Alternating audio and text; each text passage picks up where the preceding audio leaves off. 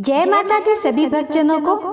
आज हम मासिक दुर्गा अष्टमी व्रत कथा सुनेंगे, तो शुरू करते हैं। बोलो जय माता दी।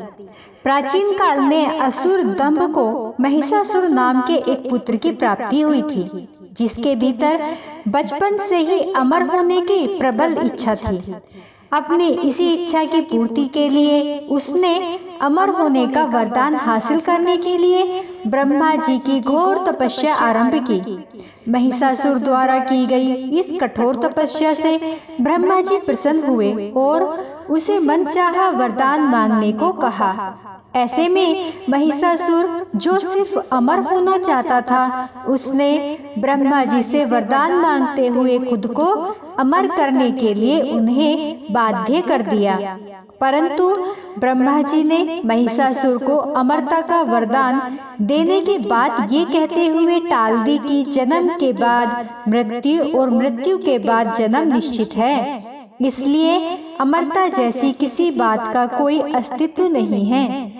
जिसके बाद ब्रह्मा जी की बात सुनकर महिषासुर ने उनसे एक अन्य वरदान मांगने की इच्छा जताई और कहा कि ठीक है स्वामी, यदि मृत्यु होना तय होता है तो मुझे ऐसा वरदान दे दीजिए कि मेरी मृत्यु किसी स्त्री के हाथ से ही हो।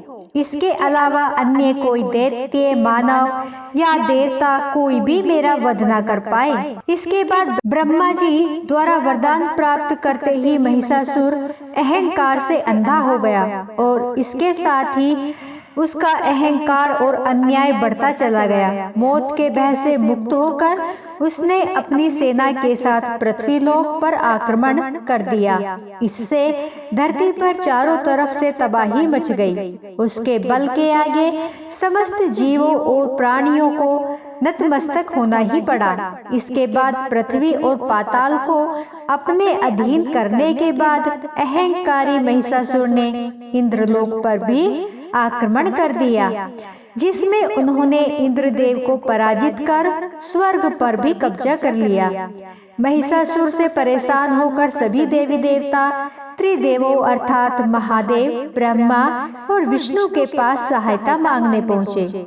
इस पर विष्णु जी ने उसके अंत के लिए देवी शक्ति का निर्माण करने की सलाह दी, जिसके बाद सभी देवताओं ने मिलकर देवी शक्ति को सहायता के लिए पुकारा और इस पुकार को सुनकर सभी देवताओं के शरीर में से निकलने वाले तेज से एक अत्यंत खूबसूरत सुंदरी का निर्माण किया।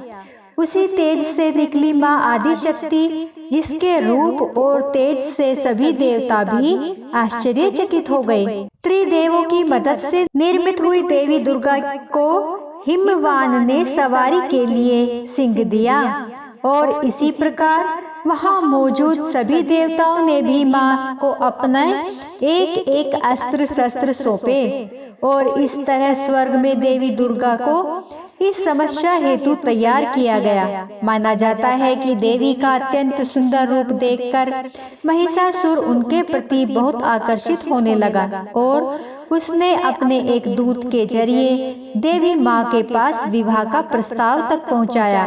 अहंकारी महिषासुर की इस ओछी हरकत से देवी भगवती को अत्यधिक क्रोधित आया, जिसके बाद ही माँ ने महिषासुर को युद्ध के लिए ललकारा।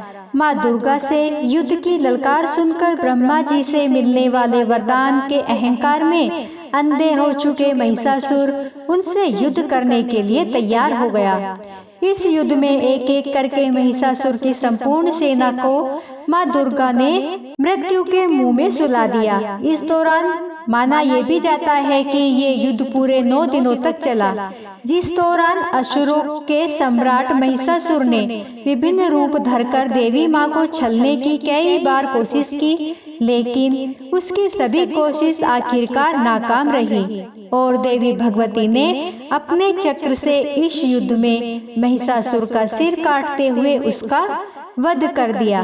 अतः इस तरह देवी भगवती के हाथों महिषासुर की मृत्यु संभव हो पाई।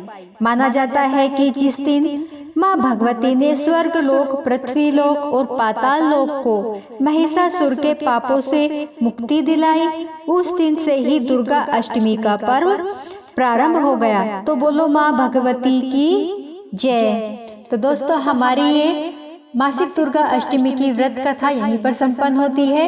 मेरी वीडियो और कथा आपको पसंद आई हो तो प्लीज दोस्तों लाइक, सब्सक्राइब, शेयर जरूर करें। बोलो जय माता दी।